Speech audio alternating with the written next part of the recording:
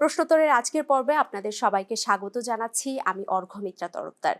আজ আমাদের মাঝে উপস্থিত আছেন এমন একজন ব্যক্তিত্ব যিনি সাদা এপ্রন এবং রাজপথের লড়াকু রাজনীতিকে একই সূত্রে গেঁথেছেন এবং দীর্ঘদিন ধরে ছাত্রদলের নেতৃত্ব ঢাকা বিশ্ববিদ্যালয় কেন্দ্রিক থাকলেও সেই প্রথা ভেঙে তিনি সাধারণ শিক্ষার্থীদের কণ্ঠস্বর হয়ে উঠেছেন এবং আগামীর ছাত্রদলে কিন্তু তিনি মেধাবী নেতৃত্বের যে গুঞ্জন চলছে তাতে তিনি অন্যতম প্রধান নাম।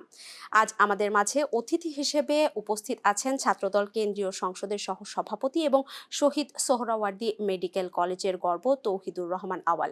আওয়াল, স্বাগত আপনাকে আজকের প্রশ্নোত্তর পর্বে আমাদেরকে সময় দেওয়ার জন্য। ধন্যবাদ আপনাকে। আমি গ্রিন টিভিতে প্রথমেই ধন্যবাদ জানাতে চাই যে আমাকে আমন্ত্রণ জানার জন্য, এবং আপনার মাধ্যমে সারা বাংলাদেশ এবং বিশ্বের যারা দর্শকরা দেখছেন সবার প্রতি কৃতজ্ঞতা জানাই। আপনাদের এই অনুষ্ঠানে স্বাগত জানাই সবাইকে। ধন্যবাদ আপনাকে। কেমন আছেন আপনি? আলহামদুলিল্লাহ ভালো আছি, কিন্তু রাজনৈতিক ব্যস্ততা সব কিছু নিয়ে একটু থাকতে হয়। তারপরও চেষ্টা করি যে নিজেকে একটু বই পড়া বা রাতেবেলা অন্তত 1 ঘন্টা করে স্টাডি করা, সেটা একটু মাঝে মাঝে হ্যাম্পার হয়ে যায়। সারাদিনে কোনো ব্যস্ত একটু ঘুম পেয়ে যায়, তখন একটু কষ্ট হয় আর একটু খারাপ লাগে যে নিজের জ্ঞান অর্জন যাতে ধারা অব্যাহত থাকে সেটি চেষ্টা করি। আপনি কিন্তু এমবিবিএস শেষ করেছেন, এমডি শেষ করেছেন, এখন এফসিপিএসেও কিন্তু অধ্যয়নরত আছেন এবং আপনি কিন্তু একই সাথে টানা 4টি কেন্দ্রীয় কমিটিতে আছেন। আমার কথা হচ্ছিল, সবকিছু এত কিছু কিভাবে সামলান? ধন্যবাদ আপনাকে। আসলে মানুষের হলো কর্মদক্ষতা বা কর্মক্ষমতা, এটা একটা ব্লেসিং। যখন দেখবেন রিটায়ারমেন্টের পরে সবার কিন্তু কষ্ট হয় যে এই লাইফটা সে কখনো চায় না যে মানুষের কখনো রিটায়ারমেন্ট হোক, আর ব্যস্ততা সবাই খোঁজে, কাজ খোঁজে। তো আমি ব্লেসড যে আমি এমন 2টা প্রফেশনে জড়াইতে পারছি নিজেকে। 2টার একটা কমন শব্দ হচ্ছে সেবা। একটা ছোট পরিসরের সেবা আর একটা বড় পরিসরের সেবা। তো ছোট পরিসরের সেবা যেটা ডাক্তারি করা, তো সেই জায়গায় আমার কাছে চাকরির অফার ছিল এমডি শেষ হওয়ার পরে 1,60,000 টাকার সহকারী অধ্যাপক হিসেবে। কিন্তু আমি মনে হলো যে দেশ সেবাটা করা দরকার। অনেক সময় অনেকে প্রশ্ন করে যে আপনি যে এই দেশের সেবা করতে যেয়ে নিজে ইনকাম করেন না, বাসা থেকে টাকা নিয়ে চলেন। তো আমরা হয়তো বা মনে হয় যে একটু বৃহত্তর স্বার্থে এগুলো নিজেদের ছোট ছোট বিষয়, এগুলোতে আফসোস থাকা উচিত না। তখন হয়তো বা মাঝে মাঝে ফান করে বলি সুভাষচন্দ্র বোস বাবার কাছ থেকে, বড় ভাইয়ের কাছ থেকে টাকা নিয়ে চলতেন, শেখ মুজিব বইয়ের কাছ থেকে এনে চলতেন। তো আমি বাবা মার কাছ থেকে টাকা নিয়ে চললে তার অসুবিধা নাই, বড় স্বার্থের জন্য ছোট ছোট স্যাক্রিফাইস করাই আর কি। আচ্ছা, যে প্রশ্নটি আপনাকে করতে চাচ্ছি, দীর্ঘদিন পর কিন্তু গণতান্ত্রিকভাবে নির্বাচিত একটি সরকার কিন্তু ক্ষমতায় এসেছে এবং সাধারণ মানুষ সেক্ষেত্রে তাদের প্রত্যাশা কিন্তু অনেক বর্তমান সরকারের প্রতি। সেক্ষেত্রে দ্রব্যমূল্য নিয়ন্ত্রণ সহ সুশাসনের যে প্রত্যাশা জনগণ করছে, তা পূরণে ছাত্রদল সরকারকে কিভাবে সাহায্য করছে? ধন্যবাদ আপনাকে। আসলে এই জায়গাগুলো বড় চ্যালেঞ্জ হচ্ছে কি, আমাদের দেখেন এই যে মিজেলস বা হামের যে এটা মাঝে শুধু অন্তর্বর্তীকালীন সরকারের গাফিলতির কারণে ওই সময় ভ্যাকসিনগুলো কেনা হয় নাই। শুধুমাত্র এই কারণে এখন আপনি শুরু করে গেলেন, কিন্তু শেষটা কিন্তু বহন করতে হচ্ছে, বা বর্তমান ফলাফলটা সরকারকে। বর্তমান সরকারকে। পরীক্ষা দিচ্ছে তারা, কিন্তু ফলাফল হয়েছে আমাদের এই আমলে। মানুষজন তো তখন আর বিবেচনা করবে না, মনে করবে এই সরকার এসব। এবং বর্তমান সরকারকেই সমালোচনার সম্মুখীন সমালোচনার হতে সম্মুখীন হচ্ছে। হতে হয়। এখন সেই জায়গাটাই হচ্ছে কি, আমরা এই জিনিসগুলা কিভাবে ম্যানেজ করা যায়। আপনি দেখবেন যে স্বয়ং প্রধানমন্ত্রীর আন্তরিকতার কারণে প্রত্যেকটা জায়গায়, এবং ইনফেকশাস ডিজিজ, এটা তো একটা হাইলি ইনফেকশাস ডিজিজ, মিজেলস বা হাম। তো সেখানে ইনফেকশাস ডিজিজ যে হসপিটালটা আছে, সেখানে কিন্তু নতুন করে ওয়ার্ড খোলা হয়েছে, আইসিইউ আছে ওই জায়গায়, এবং প্রত্যেকটা সরকারি হাসপাতালে যেগুলো বিভাগীয় মেডিকেল কলেজ আছে সেগুলোতেও আলাদা করে ওয়ার্ড খোলা হয়েছে, যে মিজেলসের জন্য, হামের জন্য দ্রুত পদক্ষেপ নেওয়া হচ্ছে। কিন্তু আমাদের সমস্যা হইল কি, আমরা কাউকে সহজে অ্যাপ্রিসিয়েট করতে চাই না। আমরা অনেকটা হলো 3 ইডিয়টস মুভিতে, যে বন্ধু খারাপ করলে এই যতখানি না খারাপ লাগে, বা নিজে খারাপ করলে না যতখানি খারাপ লাগে, তার থেকে বন্ধু ফার্স্ট হইলে বেশি খারাপ লাগে। তো সমস্যা হলো বিএমপি যে সব কিছু ওয়েল ম্যানেজ করতেছে, এতে অনেকের মন খারাপ হয়ে যাচ্ছে যে কেন এইভাবে দ্রুত তড়িৎ গতিতে ম্যানেজ করতেছে। সেই জায়গায় ছাত্রদলের সবচেয়ে ভূমিকা হলো যে প্রত্যেকটা ক্যাম্পাসে যদি হারমোনি আমরা ঠিক রাখতে পারি, সাধারণ শিক্ষার্থীদের ভাই বন্ধু হিসাবে আমরা যদি পাশে থাকতে পারি, সেটাই হলো সরকারের, এবং যৌক্তিক দাবি দেওয়া যদি আমরা সরকারের কাছে তুলে ধরতে পারি। আপনি দেখবেন যে মাঝের অন্তর্বর্তীকালীন সরকারের আমলে মবের ঘটনাই হয়েছে কমপক্ষে 1000 খানেকের উপর মব হয়েছে, ছোট মব, বড় মব, এরকম অজস্র মব হয়েছে। তো দেখা গেছে আমরাও কোনো ক্যাম্পাসে গিয়েছি, ছাত্রদল নেতারা শিবিরের ব্যাকআপে আমাদের সাথেও মব হয়েছে। তো এরকম অজস্র মবের উদাহরণ আছে, কিন্তু এই মবের তো কোনো ব্যাখ্যা নাই তারা কি উদ্দেশ্যে মব করছে, শুধুমাত্র আমাদেরকে হেয় প্রতিপন্ন করার এবং জন্য। সাধারণ শিক্ষার্থীরাও কিন্তু ভুক্তভোগী, এবং আপনি ভুক্তভোগী। বলেছেন যে ছাত্রলীগের অপরাজনীতির কারণে ট্রমাটাইজড শিক্ষার্থীদের ট্রমা থেকে মুক্ত করাটাই কিন্তু এখন বড় চ্যালেঞ্জ, আপনি বলেছেন বিষয়টি সেটা নিয়ে। হচ্ছে যখন আপনারা ছাত্রলীগের রাজনীতি, ওই সময়কার নিষিদ্ধ ছাত্রলীগের অপরাজনীতি ছিল, তার কারণে মানুষজনের একটা মেন্টাল ট্রমা খুবই স্বাভাবিক। যেমন ৭ই মার্চের এক প্রোগ্রামে সোহরাওয়ার্দী উদ্যানে, সেটার সময় ভিগারুন্নেসার আমাদের বোনরা পর্যন্ত হ্যারাসমেন্টের শিকার হয়েছেন ছাত্রলীগের কর্মীদের দ্বারা, নেতাদের দ্বারা, এবং অজস্র উদাহরণ আছে। তো একটা আতঙ্কগ্রস্ত একটা সোসাইটি ছিল ওই সময়। তো সেখান থেকে ছাত্র রাজনীতিতে ধরেন আমি নিজে আমার উদাহরণ দেই, যে আমরা নিজেরা কাউকে একটা চরও কোনো দিন মারি নাই, যে আমাদের ফ্যামিলির সাথে বা আমাদের রাজনীতির সাথে আমাদের নেতা জনাব তারেক রহমান, প্রধানমন্ত্রী জনাব তারেক রহমান আমাদের ফ্যামিলি শিক্ষা কখনো অ্যালাউ করে নাই যে কাউকে আমরা একটা চরও মারবো, কাউকে একটা গালি দেবো। এই শিক্ষা আমরা, পারিবারিক শিক্ষা আমরা কখনো পাই নাই। তো সেই জায়গায় এখন যখন আমাদেরকে দেখতেছে, বা আমাদের যারা আমরা ছাত্রদলের প্রতিনিধিত্ব করি, আমাদেরকে দেখতেছে সাধারণ শিক্ষার্থীরা, তখন তারা অ্যাপ্রিসিয়েট করতেছে যে আসলেই তো তারেক রহমান যে রাজনীতি উপহার দিতে চান বাংলাদেশের সুস্থ ধারার, সেটি আসলে ছাত্রদলের দ্বারা সম্ভব। কিন্তু সমস্যা হয়েছে যে আপনার যে মবগুলো যারা করেছে, তারা নো পলিটিক্সের মব করতো, যে তারা ছাত্র রাজনীতি চায় না বা এখানে, কিন্তু তারা কোনো আমাদের দোষ ধরতে পারতো না। তারা শুধু বলতো যে আমরা নো পলিটিক্সে, কিন্তু নো পলিটিক্সের কোনো ব্যাখ্যা তারা দিতে পারে নাই। আপনার প্রত্যেক ফ্যামিলিতে ভাই বোন যারা একটু বেশি, 10 জনের মধ্যেও রাজনীতি আছে। কাকে একটু বাবা মা বেশি আদর করে, কাকে একটু কম আদর করে, কাকে একটু ওই যে মিনারাজুর কার্টুনের মতো, কার একটু ভাত বেশি দেয়, কার একটু ডিম বেশি দেয়, কার একটু আদর বেশি করে, ওখানেও রাজনীতি আছে। তো রাজনীতি মুক্ত বাংলাদেশে কেউ নাই। তো সেজন্য যারা নো পলিটিক্স চাইতো, তাদের কোনো অসৎ উদ্দেশ্য আছে। নো পলিটিক্স হলে তাদের লাভ, তারা গোপনে নিজেদের, আছে না যে আপনার আন্ডারগ্রাউন্ড সংগঠন আমরা বলি, যে মানে গোপন মাফিয়া বা মাফিয়া সংগঠন, তারা তো অনেকটা গুপ্ত মাফিয়া সংগঠন হিসাবে যারা কাজ করতে চায়, তাদের জন্য নো পলিটিক্স হলে সুবিধা। কারণ প্রকাশ্য করলে তারা কোনোদিন হালে পানি পাবে না সেই রাজনীতি। সেটাই হলো মূল উদ্দেশ্য। তাহলে পাবলিক বিশ্ববিদ্যালয়গুলোতে একক আধিপত্যের সংস্কৃতি কিন্তু বিগত বছরগুলোতে আমরা দেখতে পেরেছি। তাহলে ছাত্রদল কি এখন ক্যাম্পাসের সকল ছাত্র সংগঠনদের সহাবস্থান নিশ্চিত করতে কি প্রতিশ্রুতিবদ্ধ? আপনি 17ই ফেব্রুয়ারি তো আমাদের সরকার গঠন করেছে। আপনি একটা সার্চ দেন যে কোনো জায়গায় যে শুধুমাত্র বিপরীত মতের কারণে, এখন তো বিরোধী দল হচ্ছে, ধরলাম জামাত ইসলামী, তাদের গুপ্ত সংগঠন ছাত্র শিবির, এদের তো আসলে এদের খোঁজার জন্য মানুষজন হচ্ছে, বলে না ওই যে চাল পড়া দিয়ে খোঁজা, এখন এদেরকে হইলো চাল পড়া দিয়ে খুঁজলেও শিবির পাওয়া কষ্টকর। তো এরকম যারা আছে, কারণ হচ্ছে কি এদের রাজনৈতিক পলিসিটা আমার ভিন্ন মনে হয়। এদের মনে হয় এরা কি ব্রেন ওয়াশড মনে হয় আমার কাছে, যে এদের ব্রেন ওয়াশ করে ছেড়ে দেওয়া হয়। যেমন আপনার, আমাদের মনে হয় যে একটা সাধারণ মানুষ নিজের ফ্যামিলিকে স্যাক্রিফাইস করে কিভাবে এই যে ইয়া হয় যে সুইসাইডাল অ্যাটেম্প নিতে পারে। বিভিন্ন জায়গায় আমরা আত্মঘাতী বোমা হামলার যে নাম শুনি, তো একটা মানুষকে কিভাবে মোটিভেট করে আত্মঘাতী বোমা হামলার জন্য মানুষকে মোটিভেট করতে পারে। তো সেই জায়গায় আমার মনে হয় শিবিররা কোনো কারণে তারা দেখবেন যে ফোকাসড, তারা খুব মোটিভেটেড, মানে আত্মঘাতী এরকম ইয়েতেও তারা দ্বিধাবোধ করে না। তাদের কাছে ফ্যামিলি ইম্পর্টেন্ট না, তাদেরকে এমনভাবে ব্রেন ওয়াশ করে, আমার মনে হয় তারা সমাজের অসামাজিক প্রাণী, আমার কাছে মনে হয়। এবং তারা যে ব্রেন ওয়াশ, আপনি যে কথাটা বললেন, এটা কি সাধারণ শিক্ষার্থীদের উপরেও কি বিষয়টা কিছুটা চাপ প্রয়োগ করা হয় বলে মনে করেন আপনাকে পাবলিক অবশ্যই বিশ্ববিদ্যালয়? ধর্মকে পুঁজি করে যে ব্যবসা করাটা, যেমন আপনাকে যখন ফোর্সফুলি ধরা হবে, তুই কিন্তু জাহান্নামে যাবি যদি শিবির না করিস, তুই কিন্তু জামাত না করলে জাহান্নামে যাবি। তো যারা একটু কম বুঝে বা যারা একটু ধরেন, সবাই তো আর স্মার্ট না। স্মার্ট না মানে কি আধুনিক না, মডার্নাইজ না। তো যারা একটু মডার্নাইজ কম, তাদেরকে কিন্তু এগুলা বুঝ দিতে পারে, কিন্তু যারা বা একটু আপনাকে ১ দিন বলল, ২ দিন বলল, হ্যাঁ, ৩ মাস বলল, ৪ মাস বলল, পরে তখন তো দেখা আপনি গেল শুনেই হ্যাঁ, নিলেন। এই জায়গাটায় সমস্যা হলো কি, যাদের হলো মেন্টালি যারা উইক, তারা অনেক সময় দুর্বল হয়ে যায়। তারা এগুলো নিতে পারে না অনেক সময়। যে চিন্তা করে আমার একটা পাশের ছেলে এতবার বলতেছে, হয়তো আমি মেনে নেই, এটাতে মনে হয় ভালো কিছু হবে।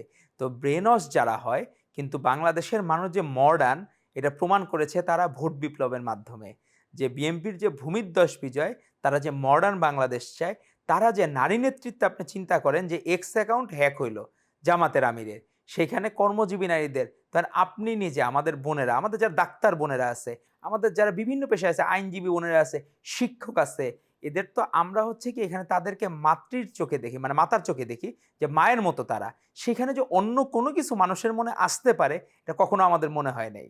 যে সেই জায়গায় তারা কর্মজীবী নারীদের বলছে বেশ্যা, প্রস্টিটিউট, খারাপ ভাষায়, তখন নাকি তার অ্যাকাউন্ট হ্যাক হয়েছে। কিন্তু কখনো বলে নাই যেটাতে ভিউ ভালো হয়, যেটাতে দেখা গেল প্রচুর প্রচার প্রচারণা হয়, সেটা কোনোদিন হ্যাক হয় না। শুধু হ্যাক হয় হলো যেটা হইলো তারা হইলো কি নিজেদের মনের কথাটা, গোপন কথাটা অনেক সময় গুপ্ত হইতে যায় ও প্রকাশ্য হয়ে যায়। যে আপনার হচ্ছে দেখা গেল যে আপনি একটা জিনিস লুকাইতে যে আরেকটা প্রকাশ পেয়ে গেল। এবং ওই যে শিবিরের একজন নেতা কিন্তু এটা শেয়ারও দিয়েছিলেন। এটা শেয়ার দিছে এবং তারা হচ্ছে এই বিষয়গুলাকে তখন তাদের মনের কথাটা প্রকাশ পাইছে। আপনি শাক দিয়ে যদি মাছ থাকতে চান, তাহলে শাকটা দিয়ে যে আপনি ভাত রেখে রাখছিলেন, তখন ভাতটা তো প্রকাশ হয়ে গেল। তো তখন তারা যে এই জিনিসগুলা তারা শাক দিয়ে মাছ ঢাকার যে চর্চা, সেটা তারা অতীতে করে আসাতে তারা এই বিব্রত করে। তারা ক্লিয়ার করুক, যদি তারা মেয়েদেরকে, কর্মজীবী নারীদেরকে এরকম মনেই করে, তারা প্রকাশ্যে আসুক। আবার সে আমাদের যখন নির্বাচিত সরকার হইল, সে কিন্তু সংসদে যে একবারও কিন্তু দাবি করে নাই আমার এক্স অ্যাকাউন্ট হ্যাক হয়েছে, আমি এটার বিচার চাই, দাবি করে নাই। তো সেই জায়গায় আমাদের মনে হয় ধর্মকে নিয়ে যে ব্যবসা করার যে ট্রেন্ডটা, এটা বাংলাদেশের মানুষ ভালোভাবে নিচ্ছে না।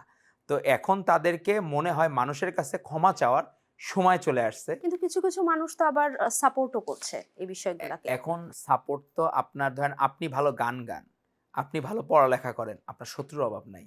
যে কেন আপনি ভালো করেন? আপনি ক্লাসে ফার্স্ট বয় হবেন, বাকি পরের যারা পিছনের রোল সবাই শত্রু মনে করবে। যে ও ফার্স্ট হয় দেখাই আমরা গালি খাই, বকা খাই, তখন ওরা সিন্ডিকেট হয়ে যায়।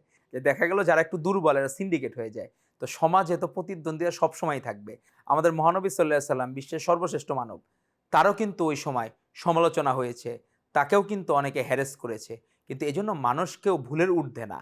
কিন্তু আমাদের সবসময় মনে রাখতে হবে এই বাংলাদেশটা আমাদের। ট্রাম্প অনেক খারাপ মনে করেন, আপনি মনে করেন যে সাইকোলজিক্যালি ইমব্যালেন্স মনে করেন ট্রাম্পকে। কিন্তু ট্রাম্প কিন্তু আমেরিকার জন্য আবার ভালো। তো সমস্যা হইলো কি আমাদের নিজেদের স্বার্থ আগে বুঝতে হবে যে বাংলাদেশকে কে আফোল্ড করবে। তো বাংলাদেশকে আফোল্ড করার মতো আছেন হচ্ছে আমাদের নেতা জনাব তারেক রহমান।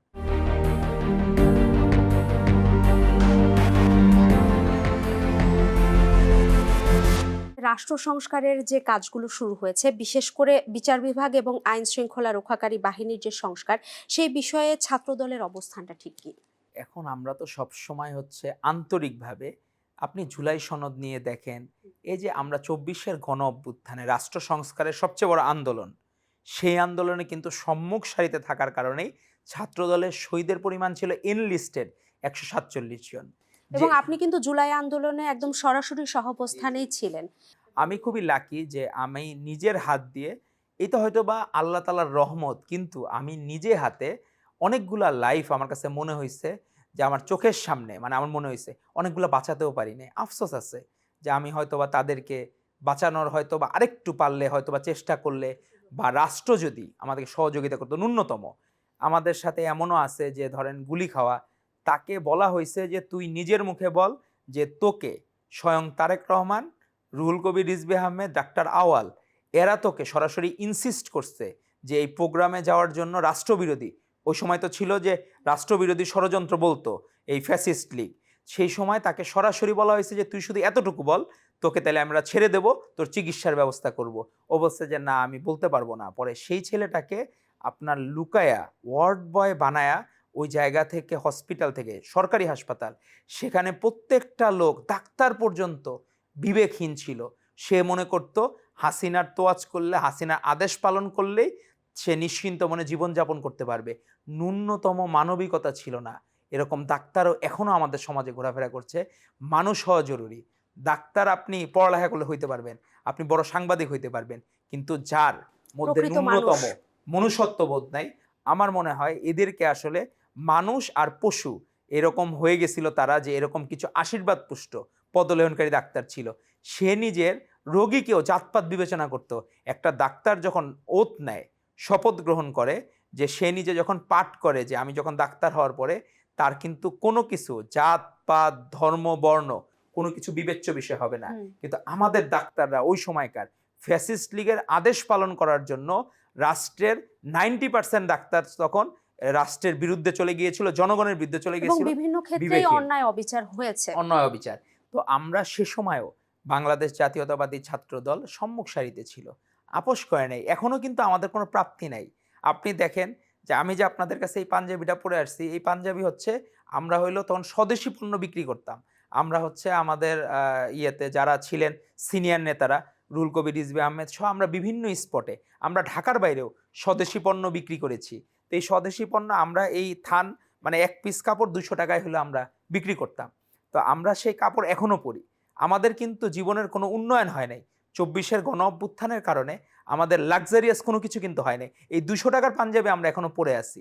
তো এই জন্য আমরা হচ্ছে কি ওন করি দেশটাকে, নিজের মনে করি। কোনো রকম বিলাসিতা কোনো কিছু আমাদের মাঝে নাই। আমরা চেষ্টা করি যে আমাদের নেতা তারেক রহমান উনি নিজে বেগম খালেদা জিয়ার যোগ্য উত্তরসূরি হিসাবে যেরকম বাংলাদেশ করতে চান, আমাদের নিজেদের মধ্যে কোনো বিলাসিতা থাকতে পারে না। আর আমরা যে গণ অভ্যুত্থানে অংশ নিয়েছি, এটা আমাদের লাইফের সবচেয়ে গুড মেমোরিজ, যে আমরা যে শরিক হইতে পেরেছি রাষ্ট্র মেরামতের, এটাই ছিল সবচেয়ে বড় সংস্কারের অংশ। তো এখন হচ্ছে কি আমরা দেশ গড়ার জন্য যে কাজগুলা করা দরকার, ভালো কাজগুলা করা দরকার, ছাত্রদল সবসময় সেখানে ভলান্টিয়ার হিসেবে থাকবে এবং সহযোগিতার ভূমিকায় ছাত্রদল অগ্রভাবে থাকবে। তাহলে বিগত সরকারের সময়ে হওয়া বিভিন্ন রকমের যে অন্যায়ের বিচার প্রক্রিয়া নিয়ে কিন্তু জনগণের মধ্যে এক ধরনের উচ্চ আশা রয়েছে বর্তমান সরকারের কাছে। সেই আশাটা পূরণ করতে আপনার মনে হয় কতটুকু বেগ পোহাতে হতে পারে বর্তমান সরকারকে? বর্তমান সরকারকে হচ্ছে কি অনেকেই আছে, কারণ একটা রাষ্ট্রে কারণ এই বর্তমান সরকারের উপরে কিন্তু অনেক উচ্চ আশা অনেক নিয়ে উচ্চ আছেন আশা। জনগণ। সমস্যা হয়েছে যে একটা ধরেন ফলেও যখন পচন ধরে, তখন কিন্তু আমরা যেমন আমাদের বডিতে যখন পচন ধরে আমরা তো বলি হলো নেক্রোসিস, যে একটা জায়গায় যখন পচন ধরা শুরু করে পুরাটাই ছড়ায় পড়ে। এই জন্য দেখেন না অনেকের অ্যাম্পুটেশন করা হয়, পা কেটে ফেলা হয়। দেখা গেল কোনো জায়গায় নেক্রোসিস হয়ে গেলে তখন কিন্তু রিমুভ করা যায়। তো রাষ্ট্রের সেই জায়গায় তো রিমুভ করা যায় না, রাষ্ট্রের চিকিৎসা করতে হয়। চিকিৎসা করতে গেলে আপনি যে সব সময় সফল হবেন তা কিন্তু না। আপনি দেখেন যে আমাদের ধরলাম শিক্ষা ব্যবস্থা, এখন ফ্যাসিস্ট লীগের আমলে যে ট্রমাটাইজ শিক্ষার্থীরা ছিল, হুম। ওইখানে অন্যায় অন্যায্যভাবে পাশ করানো হতো। আপনি বলেন তো যে ওই সময় নিয়োগ যে হয়েছিল, আপনি নিজে একবারে ফেয়ারলি বাংলাদেশের সবাইকে প্রশ্ন করা হোক, একটা জরিপ করা হোক যে ফেয়ারলি চাকরি কয়টা হয়েছে তখন। তখন লিটমাস পেপার যে টেস্টের মতো এদের একটা টেস্ট পেপার মানে ছিল, যে লিটমাস পেপার টেস্টের মতো এটা ছিল লীগের মানে জিন টেস্ট, যে এরা আসলে লীগের পরিবারের 14 গোষ্ঠীর মধ্যে অন্য মতাদর্শের কেউ আছে কিনা সেটা দেখে তাদেরকে চাকরি দেওয়া হইতো। অন্য কোনো যোগ্যতা বিবেচ্য বিষয় ছিল না, মেধার কোনো গুরুত্ব ছিল না। আপনি দেখবেন শিক্ষকরা এখন নাম দিতে হবে, শিক্ষক ব্র্যাকেটে লিখতে হবে ছাত্রলীগ নেতা, সাবেক ছাত্রলীগ নেতা বা বর্তমান ছাত্রলীগ নেতা না হইলে কেউ কোনো শিক্ষক হইতে পারতো না। অন্য চাকরিতেও একই অবস্থা ছিল, যে ছাত্রলীগ করাই ছিল একমাত্র লাইসেন্স, যে লাইসেন্সধারী হইলেই সব চাকরি পাওয়া যেত। তো সেই জায়গায় আপনার রাষ্ট্রকে আপনি এদেরকে কি আপনি বিতরণ করতে পারবেন? আপনি এদেরকে তাড়াই দিতে পারবেন? অন্য দেশে পাঠিয়ে দিতে পারবেন? পাঠিয়ে দিতে পারবেন না। যে যারা রাষ্ট্রের এইসব জায়গায় মানে একবারে হলো কি ফেভিকল আঠার মতো যে গেথে গেছে, আপনি এটাকে কিভাবে রিমুভ করবেন? তো এজন্য হচ্ছে কি আমাদের নিজেদের সকলকে রাজনৈতিকভাবে সচেতন হওয়া লাগবে। প্রতিবাদের ভাষা তো শুরু করতে হবে। একজন শিক্ষক, একজন চিকিৎসক, একজন রাজনীতিবিদ, একজন লয়ার কেউ যদি অন্যায় করে, সাথে সাথে আপনাকে কিন্তু তাদের কণ্ঠস্বর হওয়া লাগবে, প্রতিবাদের কণ্ঠস্বর হওয়া লাগবে। কোনো অন্যায় আমরা মেনে নেব না। কোনো নিয়োগ প্রক্রিয়ায় যদি এরকম দেখেন আনফেয়ার কিছু হচ্ছে, কারণ এখনও কিন্তু ফ্যাসিস্ট লীগের দোসররা সব জায়গায় বসে আছে। আপনি দেখেন এখনও কিন্তু পত্রিকার পাতায় সবাই কিন্তু, যে আমরা দেখলাম নিউজ দেখলাম 17ই মার্চ, তো সেখানে লিখছে বঙ্গবন্ধু শেখ মুজিবুর রহমান। তো বঙ্গবন্ধুর যে এইটা, আপনি কিভাবে তাকে বঙ্গবন্ধু বলেন? সে কখনোই তো বাংলাদেশের বন্ধু হইতে চায় নাই, পাকিস্তানের বন্ধু হয়ে চেয়েছিল। তার লেখা উচিত ছিল পাক বন্ধু। তো স্বাধীন বাংলাদেশে তো আপনার এরকম লেখালেখি হচ্ছে। তাহলে এই মানুষগুলা নিশ্চয়ই এটা যে বঙ্গবন্ধু বলার যে চর্চা, এই চর্চা নিশ্চয়ই তাদের অতীত থেকে চলে আসছে। তারা ওইটা অভ্যাস পাল্টাইতে পারতেছে না, কিন্তু আমরা তো কাউকে ফোর্স করি নাই। আপনি খবর নেন ওই নিউজ চ্যানেলে, তাদেরকে কিন্তু নিউজ উইথড্র করা লাগে নাই। আমরা বলি নাই যে এটা সরায় ফেলো নিউজ। তারা তাদের কিন্তু বাক স্বাধীনতা ভোগ করতেছে। কিন্তু এখন এই জায়গায় হলো সিস্টেমের যে গোড়ায় গলদ, এটা সারাবে কে? কারণ সে যদি মনে করে যে না আসলেই পাক বন্ধুকে বঙ্গবন্ধু বলে, তাহলে তো এইটা তো একটা জাতীয় সমস্যা, যে আপনার তো এখন বাংলাদেশে স্বাধীনভাবে আপনার কথা বলতে হবে। তো ফ্যাসিস্ট হাসিনা, স্বৈরাচার হাসিনা লিখতে তাদের একটু মন খারাপ লাগে মিডিয়াগুলার। তো আপনার তো রোগ তো আপনার অলরেডি হাউজের মধ্যে রয়ে গেছে, আপনি এই রোগ সারাবেন কিভাবে? আপনার প্রত্যেকটা জায়গায় চিকিৎসকরা তারা এখনও লীগের দ্বারা সুবিধাভোগী। এইবারও দেখেন প্রেসিডেন্টের সাথে যারা 24-এর গণ অভ্যুত্থানে ছাত্রদের উপর সরাসরি হামলা করেছে, বিভিন্ন ফৌজদারি মামলার আসামি, এরাও কিন্তু এবার বঙ্গভবনে যে দেখা করেছে। এগুলাতে কি মেসেজ যায়? এগুলা খুব খারাপ মেসেজ যায়। তবে এদের সংস্কার করা হলো আগে দরকার, যে আমাদের রাষ্ট্রের মধ্যে যে এই কীট পতঙ্গগুলা যারা নোংরা মন মানসিকতার, ফ্যাসিস্ট হাসিনাকে কিন্তু তাকে যারা তোয়াজ করেছে, অনেক সাংবাদিকরা কিন্তু সে সময় যে কথা বলেছে, আর তখন তো বলতেছিল যে ওই যে শেখ হাসিনা যেটা বলতেছিল যে মুক্তিযোদ্ধার সন্তানেরা বা নাতিপুতিরা চাকরি কিভাবে রাজাকারের নাতিপুতিরা, সে সময় কিন্তু ওইখানে কিন্তু কেউ কিন্তু একবারও ভুল ধরায় দেয় না হাসিনার, বলে নাই যে আপনি খারাপ করতেছেন। তাকে তোয়াজ করার জন্য আপা বলতো, তারা একবারও কিন্তু বলে নাই যে আপনি অন্যায় করতেছেন। কিন্তু আমাদের নেতা জনাব তারেক রহমান উনি কিন্তু সমালোচনা সহ্য করেন। একজন কার্টুনিস্ট, তাকে নিয়ে ব্যঙ্গ করে কার্টুন এঁকেছেন, কিন্তু উনি নিজে তার ফেসবুক প্রোফাইল থেকে সেটি শেয়ার করেছেন। উনি কিন্তু তাকে কোনো কিছুই বলেন নাই। তো এরকম অজস্র উদাহরণ আছে, যে এটা আমাদের মনে করায় দেয় যে আমরা ফার্স্ট ওয়ার্ল্ড কান্ট্রিতে একজন প্রধানমন্ত্রী যেরকম হওয়া দরকার সেরকম প্রধানমন্ত্রী আমরা পাচ্ছি। তো রাষ্ট্রের যে এই বিভিন্ন অর্গানগুলা নষ্ট হয়ে গেছে, সেগুলার ট্রিটমেন্ট আমাদের শুরু করা দরকার, তবে প্রপার ওয়েতে, মপ করে না। কাউকে রাষ্ট্র আমাকে এখতিয়ার দেয় নাই কাউকে মপ করে পানিশমেন্ট দেওয়া। আমরা প্রপার ওয়েতে যার যতটুকু যোগ্যতা আছে সেই অনুযায়ী তাকে বিবেচনা করতে হবে রাজনীতির ঊর্ধ্বে। ছাত্র দলের নতুন কমিটির সামনে সবচেয়ে বড় চ্যালেঞ্জ এখন কোনটি হবে বলে আপনি মনে করেন? ছাত্রলীগ হচ্ছে সরাসরি দায়ী সকল খারাপের, নষ্টের গোড়া হচ্ছে এই নিষিদ্ধ ছাত্রলীগ। ছাত্র দলের রাজনীতিতে যারা আসবে তাদেরকে আপনাদের অনুষ্ঠানের মাধ্যমে আমি জানাতে চাই, এরকম ফ্রি খাওয়ার রাজনীতি আপনার কোনোদিন আসবে না। আপনি কোনোদিনই পরীক্ষায় পাশের জন্য, এক্সট্রা ফেভার পাওয়ার জন্য, চাকরি পাওয়ার জন্য, এগুলোর জন্য আপনার রাজনীতিতে আসার দরকার নেই। ছাত্র দলে আমাদের যারা আছে সকলেই স্যাক্রিফাইসিং মনোভাবে আছে। আমি নিজে খাবার কম খাবো, কিন্তু আমি নিজে চাবো যে আমার পাশের ভাইটা যাতে সমান খাবার পায়।